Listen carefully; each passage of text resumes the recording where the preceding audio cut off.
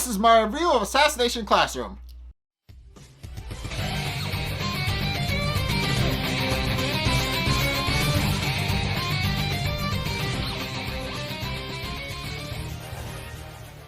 Okay, so this episode kind of sort of technically has 3 different plot lines in it. So there's the first episode, first part, third of the episode, then the second third of the episode, and then the final arc of the episode. I'll review all of those in order, I guess. I'll do my best to try and cover all of those as well as I can. So, the first episode actually starts off with Kaede, well, the first part of the episode actually starts off with Kaede taking a front row seat as a major character in this episode. This is her first major assassination attempt by herself.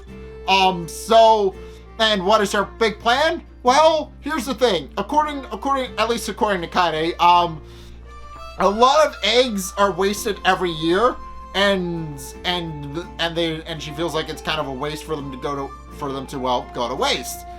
So she actually devises an entire assassination attempt around it, and it's actually a pretty brilliant one. So her idea, I kid you not, is to build a giant pudding and put a bomb at the bottom of it. Her idea is that Korosensei will tunnel around through the pudding, pointing out that he really loves pudding and remembers from a previous conversation he had with him, that he really likes pudding, and that his dream is to one day burrow through an entire giant mountain of pudding by himself on his lonesome. So she's going to be with some government funds provided by Karasuma, she decided to have a state-of-the-art custom Jello mold built specifically to make a giant mountain of pudding. And she's put a lot of work into making the pudding herself. Her idea is to make a pudding that will be able to last long enough for Korosensei to see it and find it and eat it. And so that it'll basically last through the night without melting or falling apart. And she's put a lot of thought into how she's going to do that. She uses a bunch of different... She's also found ways to actually spice up the flavor by putting special little candies in it periodically, which will change the flavor so that it's not just egg tasting all the time. And with that, she gets Class 3E to go to work, and they begin pouring all the eggs and mixing all of it into the giant Jello mode, doing exactly as her instructions demand, so that they can actually get the Jello to last long enough for Korosensei to get to it and give him full permission to eat the entire thing. As she's working to basically get everybody to work together to make a giant pudding, Nagisa can't help but admire her for it, pointing out that she usually doesn't take the spotlight all that much, but when she does, she's actually a pretty brilliant assassin, and he can't help but remark about how brilliant it is. And Karma even tells her outright that he's a little impressed that she was able to come up with such a brilliant plan on her own, and she remarks that she didn't really come up with a plan, she just kind of likes pudding, and then she came up with an idea to defeat Korosensei by using pudding as a trap to lure him into a trap so that they can assassinate him that way. So as she points out, it's not really just so much that she came up with this all by her own, but she got an idea from Korosensei to do it, and then she decided to capitalize on that. But in case they spend all day and night working on it, and then let it cool overnight in the cold air, so that they can actually refrigerate it that way, because how else are you supposed to refrigerate a giant pudding? The next morning, they tell Korosensei about it, and Korosensei is excited. He can't help but start salivating, and even tears up when he finds out that the entire pudding is for him, and thanks Kaede graciously before chowing down. At which point everybody claims to be heading to English class, when in actuality they're just going to use the school as their assassination, as their bomb bunker. And Kaede joins them, albeit reluctantly. I'll get to that in a minute. But in any case, they go in, and Tokabayashi is actually the one in charge of the bomb. He set it up so that it's light activated, so that when the light pours in, they'll know when Korosensei is near the bomb, and they'll use that as the key to blow it up. And with how quickly Korosensei is burrowing through the pudding and eating it, they realize that it's not going to be much longer before he actually does. But Kaede is ultimately a little bit upset, and as it turns out, and as I explained, she did spend a very long amount of time playing this and preparing it and figuring out how to make a giant pudding. So, and she's a little bit upset about how much love and work she's putting into it and how it's just going to be blown up. And then she kind of flips her gasket because she kind of blows a gasket because she realizes that her pudding is just going to be blown up and she doesn't want that to happen anymore upon witnessing firsthand. And Tarasaka has to actually restrain her so that she doesn't mess everything up. So, at which point Korosensei shows up with the bomb in hand and reveals that he actually had snatched it up, realizing that he smelled some plastic explosives at the bottom of it. And then he burrowed under the ground at Mach 20 so that they couldn't actually see him take the bomb out. And then he eats the bomb in front of everybody, which, yes, because it's Korosensei. He has an interesting diet. I'll point that out. We've seen him eat a pen in one of the earliest episodes of this. So a plastic explosive isn't really all that surprising. But he then also points out to Takabayashi about how it was most likely his idea, and Takabayashi doesn't deny the whole bomb, him setting up the bomb. At which point he reveals that he's proud that they were actually going to go with such a creative route to take him out, but also points out that he feels like that would have put a lot of the pudding to waste. So what he did was he parceled out what was left of the pudding into little bite-sized cups that he can then give out to the rest of his students. And also he decides to turn their assassination lesson into a civics lesson, pointing out that recycling spoiled eggs kind of isn't very ethical. So, and they kind of reluctantly agree, and they decide that they're going to have to do the lesson anyway. But in case Karma and Nagisa actually compliment Kaede on her plan, pointing out that it was very brilliant and that they're a little sad that it didn't wind up working out. And Kaede just remarks that she was just happy to have actually taken it upon herself to assassinate Korosensei, and points out that even a pudding expert can actually become an assassin in this class, and that she has several more sweet surprises planned for Korosensei, and that she can't wait to test them out. But then it also cuts to Korosensei creeping on a girl. I'll get to that because that actually winds up playing into the third part of the episode, but I'll get to that when I get to it. But in any case, the next part of this episode is about them playing cops and robbers with Korosensei and Karasuma. Korosensei is going to basically be sitting in the jail, which is basically just them repurposing a soccer net.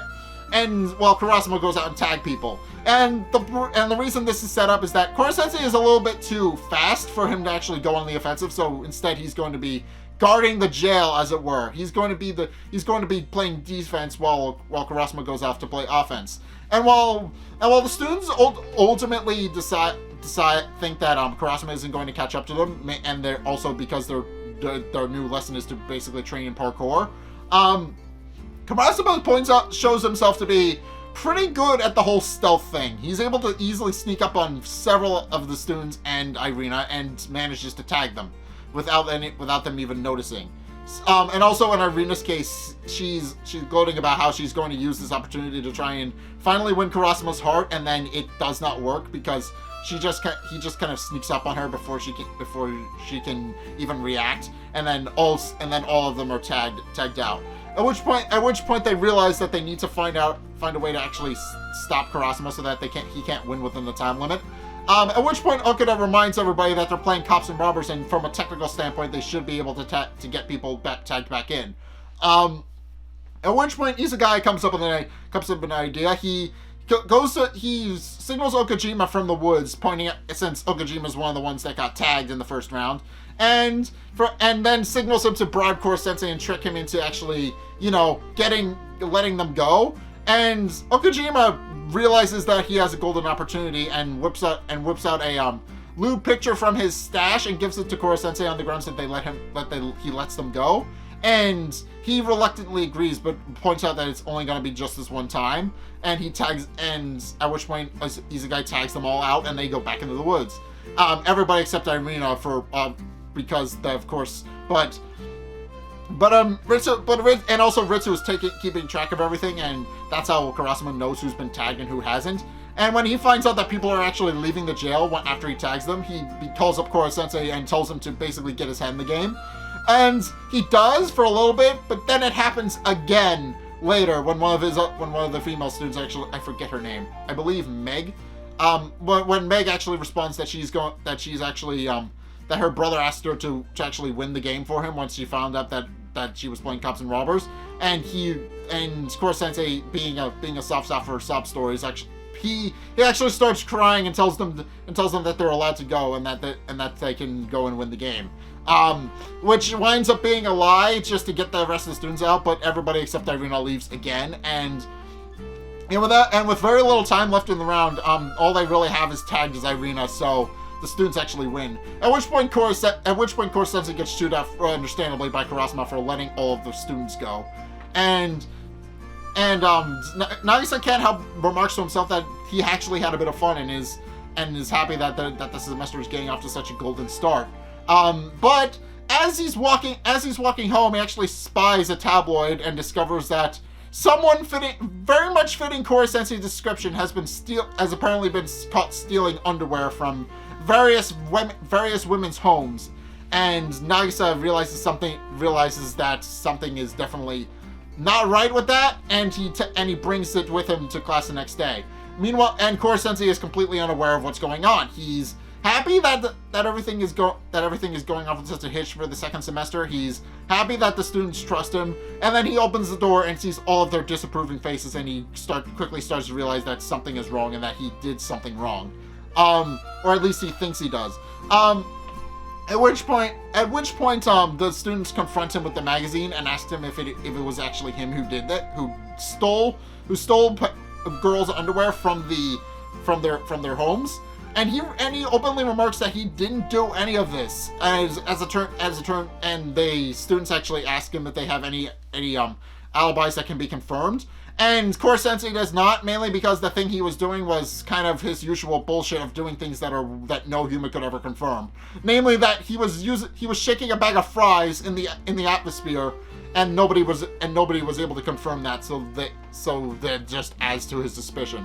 At which point Isekai instantly comes to his defense, but upon examining all of the evidence, he turns against Korosensei too, and Korosensei realizes that the situation is quickly spiraling out of control. So he goes to the teacher's lounge to throw out his entire stash of porn magazines.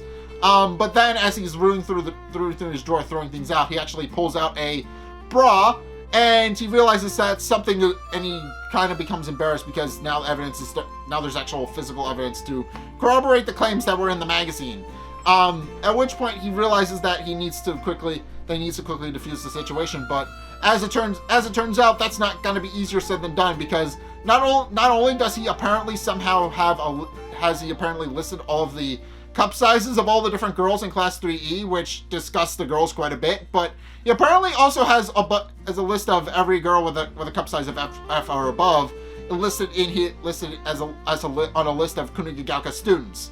And Korosensei is struggling a bit to actually deconfirm this, and remarks that instead they should focus on some kebabs that he grilled up for snacks while he talks this over.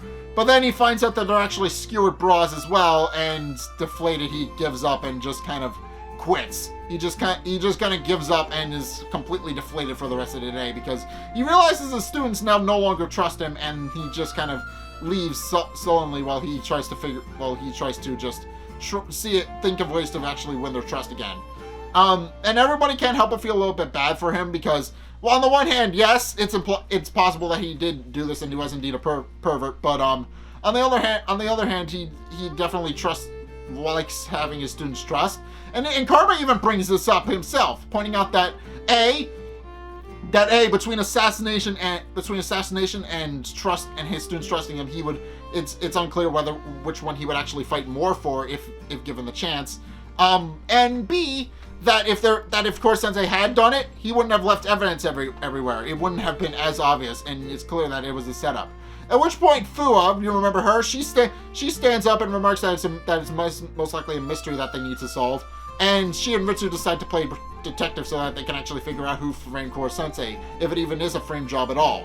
So, at which point at the late at night, she has all the students gather around a camp for a bunch of girl celebrities who are kind of training there, and points out that it's the last day of camp, and that if their fake Korosensei is actually going to be, going in and actually stealing bras and panties from the clotheslines, it would have to be tonight, since they leave the next morning. And initially it seems like Fuwa's theory about there being a second Korosensei is wrong, because they see Korosensei himself spying from the bushes, but she openly notes that he seems a little bit steamed, although some of the students openly dismiss it. At which point they see another guy who is wearing a yellow motorcycle mask painted to look like Korosensei's face. At which point they realize that Fuwa was indeed right, and also that his movements seem unnatural for a human being. He seems a little too fast and a little too light on his feet for a normal human being to do. At which point Korosensei tackles the guy, and it's revealed that it's actually a guy from the government. For whatever reason, there's this random guy from the government who works under Karasuma. He's just there stealing bras and panties, and Korosensei is temporarily confused as to why.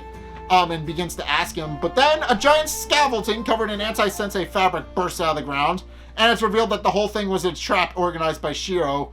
And not only was he trying to destroy Korosensei's reputation as a teacher, but that he knew full well that Korosensei would go after the guy who was besmirching his good name, and then this is proceeded to set a trap for him so that Korosensei would be unable to leave. And the only place where Korosensei can escape from is a hole in the top of the scaffolding where there's no fabric. But Korosensei isn't able to escape out of that because Itona is actually there as well, and he proceeds to jump in through the scaffolding to fight Korosensei one last time. So this episode ends with another fight between Itona and Korosensei, although we never actually see the fight. That's going to be next episode. But I also should mention Shiro was actually quite brilliant here. He played into several of Korosensei's weaknesses again. We know this is a thing he does by this point, but Shiro shows up, plays on Korosensei's reputation as a teacher to get him into a position where he would try to avenge himself, and try to save his good name by catching the guy who actually did it, and then wind up getting trapped in a trap that Shiro has set for him so that he can't actually escape. And it's actually a brilliant idea. Shiro knew that Korosensei wouldn't stand for an imposter trying to frame him, and then use that to his advantage. So yeah, we're going to be seeing more of Shiro and Itona trying to mess with Korosensei again. This time with Korosensei having been lured into a trap. And yeah, it's going to be interesting seeing how well this is actually going to play out, because Shiro is brilliant. Shiro's smart. Shiro's scary smart. He knows all of Korosensei's weaknesses. He knows how to defeat Korosensei, and it's only a matter of time before he actually, beats Korosensei at his own game and assassinates him. So yeah, that's going to be an interesting development to further watch as unfold in season 2. So we're going to be getting into that later in the season, but for right now, that's my review of Assassination Classroom. What did you guys think? Let's get a discussion going in the comment section down below, or over on my Discord server, link in the description. Anyway, thank you guys so much for watching. If you enjoyed, be sure to like, comment, and subscribe. Also, be sure to follow me on Facebook and on Twitter in the description below. And also, be sure to check out my Patreon in the description below as well. It's only a couple bucks a month. It really helps me out, and you guys get access to a bunch of cool perks that I'm always saying thanks, so be sure to check those out in the description below as well. But, in any case, thank you guys so much for watching, and until next time, I'll see you guys in the next video. Peace!